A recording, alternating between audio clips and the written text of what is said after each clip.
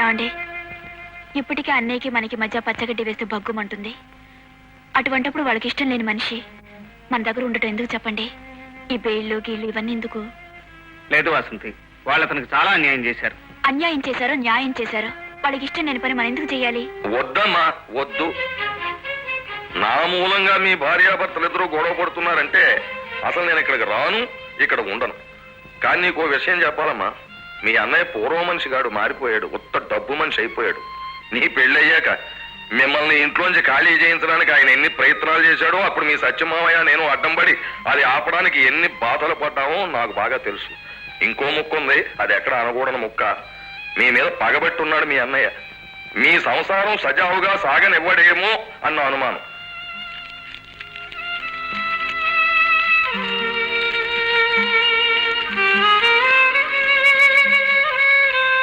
ఒకప్పుడు నేనే మీ పాకలు పీకాను. ఈవేళ అలాంటి వెధవ పని మరో వ్యక్తి చేయబోతున్నాడు. ఎవరో వ్యక్తి ఆ సత్యం. ఆ పాకలన్నీ బుల్డోజర్లతో నాశనం చేసి ఆ స్థలాన్ని ఖాళీ చేయించి మిమ్మల్ని ఎక్కడెక్కడికో తరివేసి అతను అంతస్తుల మీద అంతస్తులు, అంతస్తుల మీద అంతస్తులు, లక్షల మీద లక్షలు, కోట్ల మీద కోట్లు సంపాదించేయాలనేటువంటి దుర్బుద్ధితో ఉన్నారు. ఆ దుర్బుద్ధిని అరికడతాను. ఆ బుల్డోజర్లకి నేనే అర్థం పడుకుంటాను మీ అందరి తరఫున నేను హామీ. అయితే అలాంటి వ్యక్తి చేసే అరాచకాలు అరికట్టాలి అంటే అతను చైర్మన్ కాకుండా మనం చూడాలి అంటే అతనితో పోటీ చేయగల సమర్థుడిని మనం నిలబెట్టాలి. ఎవరా సమర్థుడు? సత్యం మీద పోటీ చేయడానికి అర్హుడు ఒకే ఒక వ్యక్తి, అతను మన అర్జున్. అంచేత పేద ప్రజానీకు 50 మంది తరఫున నేను శ్రీ అర్జున్ ఎలక్షన్ లో పోటీ చేసి చైర్మన్ గా గెలవాలని కోరుతున్నాను. లేదు మామయ్య గారు, మీకు తెలియదు. వాడు నుంచున్నది మీ మీద పంతంతో కాదు, నా మీద పంతంతో. నా మీద వాడుకున్న కక్ష తీర్చుకోవడానికి, కక్ష సాధించుకోవడానికి. ఇప్పటి వరకు ఇది మీ మధ్య పోటీ, ఇప్పటి నుంచి మా మధ్య పోటీ.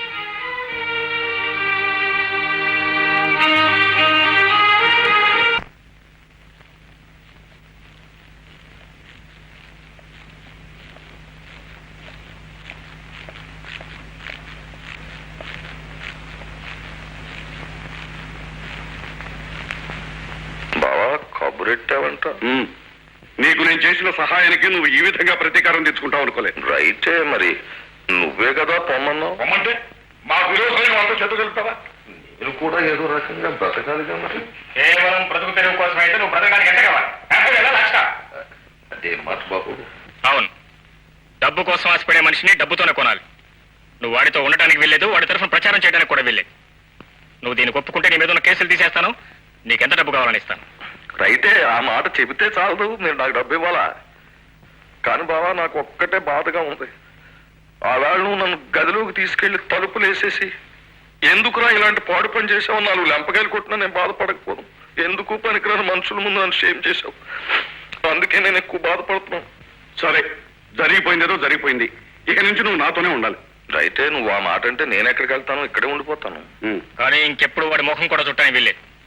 రైతే అలా చేయొచ్చు బాబు, కానీ అది రాంగ్. ఏం చేతంటే మనం ఎవరినైనా దెబ్బ కొట్టాలంటే వాడి పక్కనే ఉండి వాడి పక్కలోనే ఉండి దెబ్బ కొట్టాలి. నేను వాళ్ళతోనే ఉంటాను, వాళ్ళ మనిషిలాగే నటిస్తాను, అంతా వాళ్ళ మనిషిలాగే. కానీ ఎప్పుడు ఎక్కడ నొక్కాలో అక్కడ నొక్కేస్తాను. దాన్నే స్ట్రాటజీ అంటారు. నాకు వదిలిపెట్టేందిగా. చెబుతా అదంతా పెద్ద కథ. బాబు అర్జున్, నేను ఎప్పుడైతే పేదవాళ్ల పక్షం వహించానని తెలిసిందో ఈ గొప్ప వాళ్ళ గుండెల్లో రైళ్లు పరిగెట్టడం మొదలెట్టాయి. దాంతో కార్లు వేసుకుని ఊరంతా గాలించేయడం మొదలెట్టారు. సరే, ఒకప్పుడు వాళ్ళు ఉప్పు పులుసు తినున్న వాళ్ళం, ఎందుకైనా మంచిది ఒకసారి పెడదామని చెప్పి వెళ్ళాను. వెళ్ళేటప్పటికి టేబుల్ మీద పేర్చేసి ఉంచారు. పలహారాలు కాదు, నోట్ల కట్టలు. కట్టకు 10,000 చొప్పున 10 కట్టలు పేర్చేసి ఉంచారు. వాటిని నేను తీసుకుని ఏ బొంబాయో ఢిల్లీయో మద్రాసో వెళ్ళిపోవాలట. ఎలక్షన్స్ అయిపోయేదాకా ఊళ్ళో అడుగు పెట్టకూడదట. అది షరతు. అర్థమైంది కదా ఆ షరతు వెనకాల ఉన్న అంతరార్థం ఏమిటో? నేను ఈ ఊళ్ళో ఉంటే వాళ్ళ గోత్రాలనే బయటకు వస్తాయి. వాళ్ళ గుట్టు ఎప్పుడైతే బయటపడిందో జనం వాళ్ళ వాహనం ఉమ్మేస్తారు. వాళ్ళు ఓడిపోతారు, వాళ్ళ పథకం దెబ్బతినేస్తుంది. అప్పుడు నేను చెప్పాను, ఊళ్ళు వెళ్ళను, మీ డబ్బు నాకు అక్కర్లేదు. ఎందుకయ్యా నాకు ఈ పాడుధనం, ప్రజాధనం నాకు చాలు. ఇప్పటికే మీ వెనకాల గడిపిన పాపిష్టి జీవితం చాలు. ఇక ఈ శేష జీవితానైనా ప్రజాసేవలో గడపనివ్వండి అని చెప్పేసి బయటకు వచ్చేసాను. ఇది నేను చేసిన పని. ఇందులో తప్పేమన్నా ఉంది అర్జున్? లేదు, ఒక మనిషి చేయాల్సింది చేశారు, మనిషిలా ప్రవర్తించారు. అమ్మయ్యా, జై కొట్టవలసింది అర్జున్. మీ అమ్మగారికి మళ్ళీ హార్ట్ అటాక్ వచ్చింది. My God. You must be careful.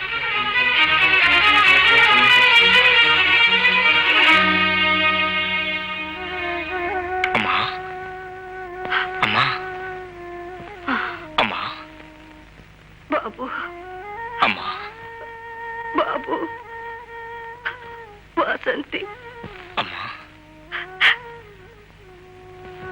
వాసంతిని చూడాలని ఉందిరా, తీసుకొస్తావా?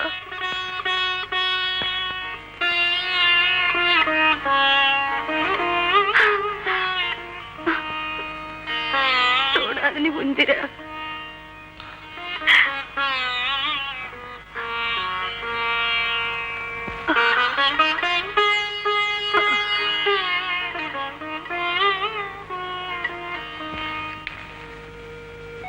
ఏం చెప్పకుండా వచ్చేసరే. ఏం చెప్పమంటావు? అత్తయ్య వాసంతిని చూడాలంటున్నారండి. నిజమే. ఎక్కడి నుంచి తీసుకురమంటావు? ఎలా ఏమిటండి, వాళ్ళ ఇంటికి వెళ్ళి తీసుకురావాలి. జ్యోతి, డాక్టర్ గారు చెప్పడం రోజుల్లోనే అంటున్నారు. కన్న కూతుర్ని చూసుకోవాలనుకోవటం తప్పంటారా? నిజమే జ్యోతి, నిజమే. నేను నీ చెల్లెల్నే కదా ఇంట్లోంచి వెళ్ళిపోయింది. దాని ఇంటికి ఎలా వెళ్ళమంటావు, ఎలా తీసుకురమంటావు? ఏమండి, ఎంత కాదనుకున్నా మీది రక్త సంబంధం అండి. అని నన్ను మాత్రమే అనుకోమంటావా? చూడండి, సృష్టిలో అన్నిటికంటే బలమైంది ప్రేమ.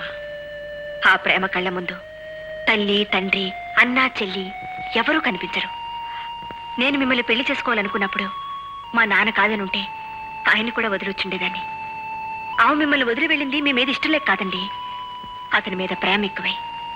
ఏమండి, మీరు వెళ్తే తప్పకుండా వస్తుంది. వెళ్ళండి.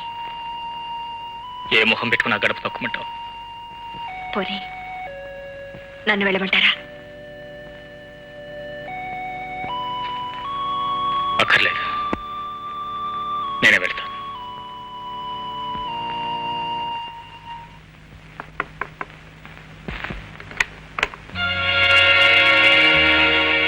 వాసంతి,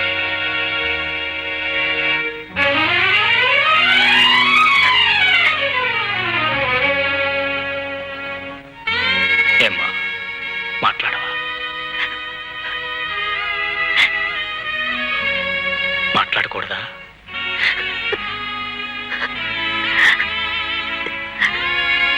మాట్లాడకూడదని శాసించాడా?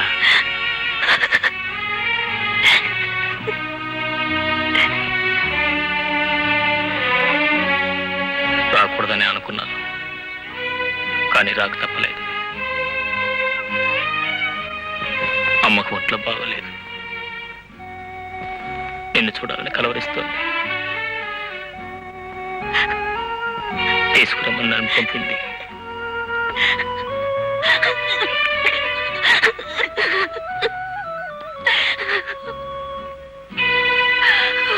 రాలేవా?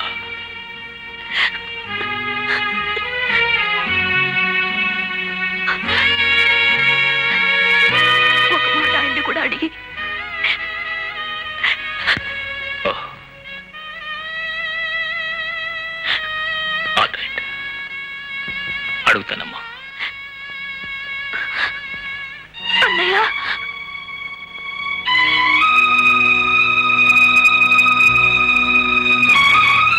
నన్నే పిలిచావమ్మా? నన్ను క్షమించన్నయ్య. నా ఇష్టం నా చేతుల్లో లేదు.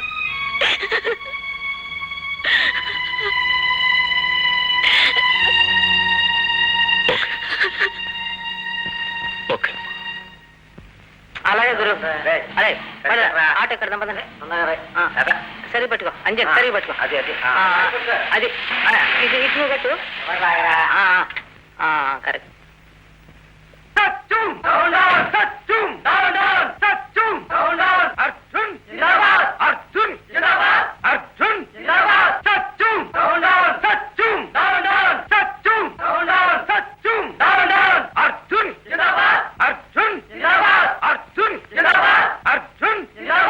అర్జున్, నీతో ఒక నిమిషం మాట్లాడాలి.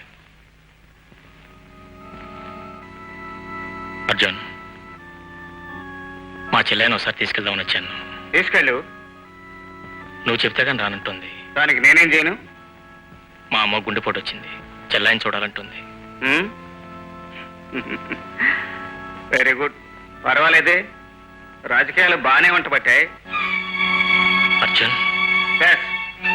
ఆ రోజు నీ బలం ఉపయోగించి పెళ్లి ఆపించాలని చూశావు. ఆనందమూర్తిని నీ పక్షాన్ని లాక్కోవడానికి డబ్బు ఉపయోగించాలని చూశావు.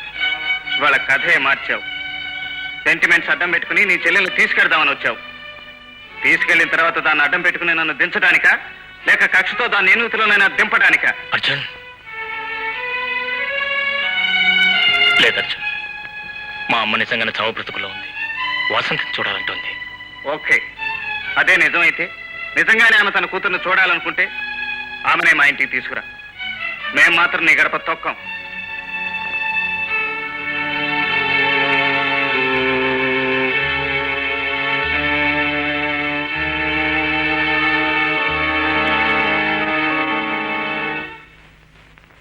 ఏమిటి ఆవిడ అక్కడ తీసుకెళ్తావా? ఎవరయ్యా నీతో చెప్పింది? లేదండి, తప్పకుండా తీసుకెళ్లాల్సిందే. లేకపోతే చెల్లాయి రాదు. రాకపోతే రాకపోనివ్వండి. జ్యోతి, లేకపోతే ఏమిటయ్యా? అవతల తల్లి సాగు బతుకు మీద ఉంటే ఈ పంతాలు పట్టింపులేంటి? అతనేంత పెద్ద మొగోడా? అతను తప్పే ఉందా? నా తల్లి చావు బతుకులో ఉందన్న జ్ఞానం ఈ పిల్లకు ఉండాలి కానీ Correct. అప్పుడు అన్నని కాదని ఇప్పుడు తల్లిని కాదని ఇవి సాధించేదేమిటి, ఉద్ధరించేదేమిటి? వస్తే రానివ్వండి, పోతే పోనివ్వండి. మీరు మాత్రం మాట్లాడకుండా కూర్చోండి. జ్యోతి, ఏమి నువ్వు మాట్లాడేది? వెళ్ళను కొద్ది బలవంతంగా పంపించింది నువ్వు కాదు. నేను పంపించింది ఆవిడ కానీ ఇక్కడ తీసుకురావడానికి కానీ ఈవిడ అక్కడ పంపించడానికి కాదు. అసలు వెళ్ళకూడదు. వెళ్ళిన తర్వాత ఏదైనా ఒకటి. ఏదైనా ఒకటి ఎలా అవుతుందయ్యా? చూడు బాబు, పెద్దవాడిగా నేను చెప్తున్నాను, ఈ పరిస్థితుల్లో ఈవిడ అక్కడికి తీసుకెళ్ళడం అంత మంచిది కాదు. కావాలంటే నేను వెళ్ళి తీసుకొస్తానయ్యా. అక్కర్లేదు, నన్ను అడిగితే ఎవరు వెళ్ళడానికి వీల్లేదు.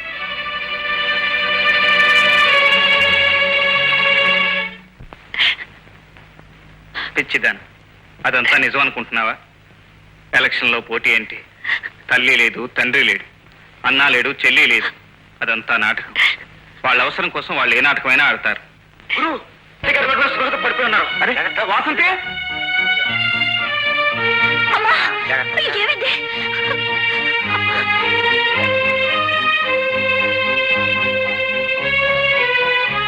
అమ్మా, అమ్మా,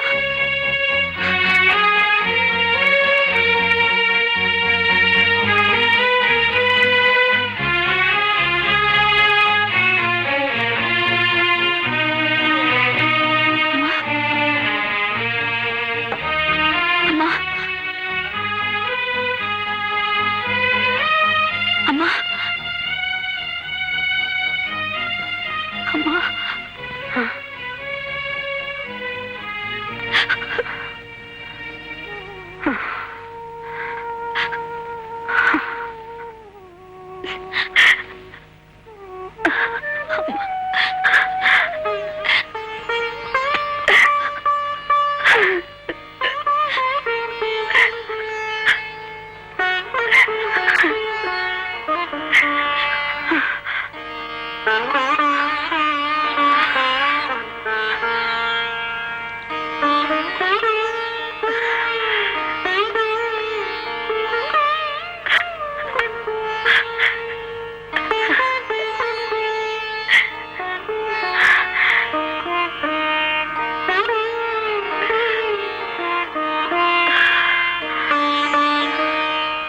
వాళ్ళని చూడాలనుకున్నారు, వెళ్లాల్సిన చోటుకి వెళ్ళారు.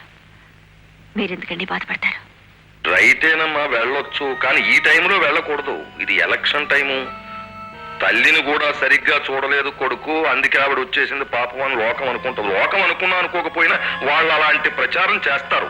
మరి ఆ ప్రచారమే జరిగితే ఎలక్షన్ లో చాలా పెద్ద దెబ్బ తగులుతుంది. వీపు బద్దలైపోయి అంత దెబ్బ తగులుతుంది.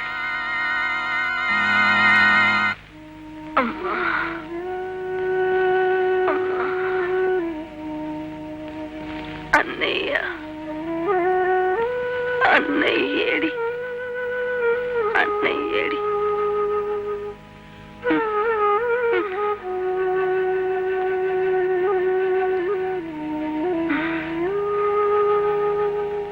కృష్ణ, కృష్ణ.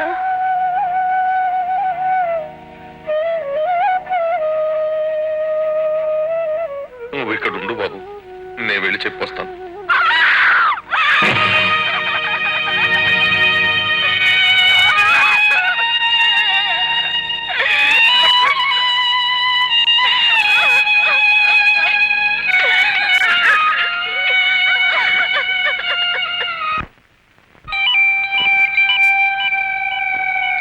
హడావుడి ఎక్కడి నుంచి?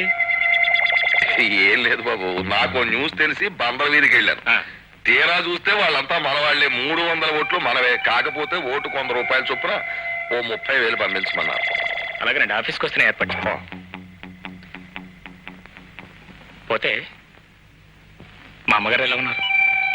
ఆవిడకేం బాబు, ఎక్కడికి చేరాలో అక్కడికి చేరిపోయింది సుఖంగా.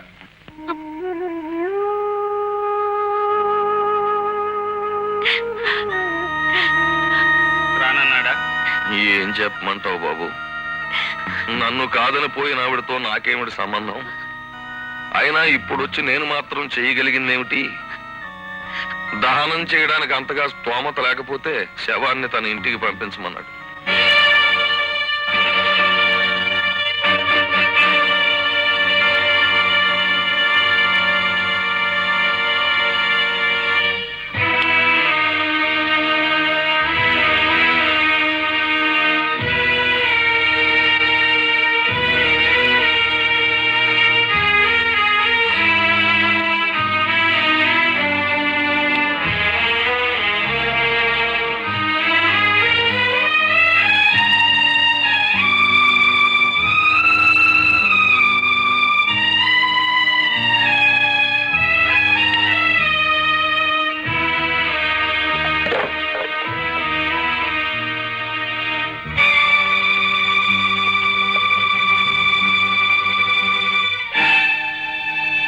నేను బ్రతికుండగా నా తల్లి దహన క్రియలు వాడు చేస్తాడా? ఈ ముక్క చెప్పాను బాబు, తప్పయ్యా, లోకం హర్షించదు అన్నాను. మూర్ఖుడు వింటేరా? దీన్నేదో ఎన్నికల ప్రచారానికి ఉపయోగించుకునేట్టున్నాడు.